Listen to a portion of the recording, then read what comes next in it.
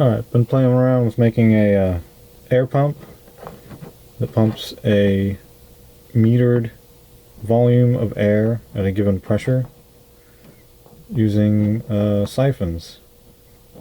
This is the smallest version made so far. But,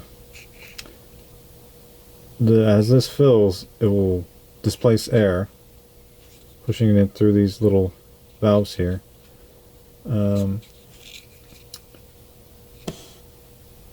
The air is more likely to, or more easily able to push the smaller column of water out to let air in than it is to push the water out. And then there's a reverse valve on this side. Got an input and an output there. These would be easily stacked to make multiple, if not many, different, or many pumps, each one running into the next one. So once one fills and drains, it pumps into the next one, so on and so forth.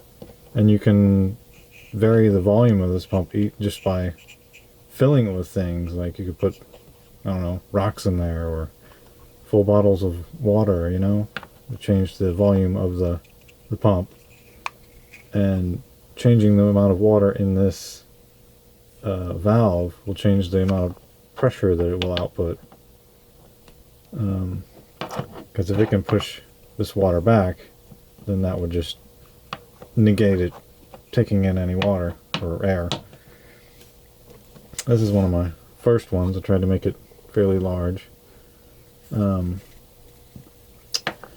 Didn't work out all that well because the water column here is very short, and the water would stick to the sides of this, and it wouldn't let any air through. So I got a input on this side and an output on the other. Not exactly stackable in this version because I was hadn't yet put any outputs to it yet. But you can stack these up. There's a hole in the bottom that goes to the next one. Making this, I mean, this could be made with buckets or, you know, just plumbing fittings.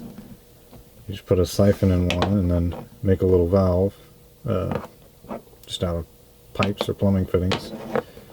Simple. It's easy to change the volume of it. I mean, you can calculate the volume of a bucket easily. And then pressure of a column of water, that's easy too. And I mean, all you need is a water pump, or hell, even a running faucet could probably run one of these pretty easily. It's just something I've been thinking about. I mean, you need all these ventilators for everybody and not enough to go around. Like, what's the simplest, cheapest solution, fewest moving parts? I mean, this is my thought. I mean, probably not a good idea. The water could probably get things in it, but I mean, if you use copper fittings or brass, you know, cut down on some of that. But, you know, just a thought.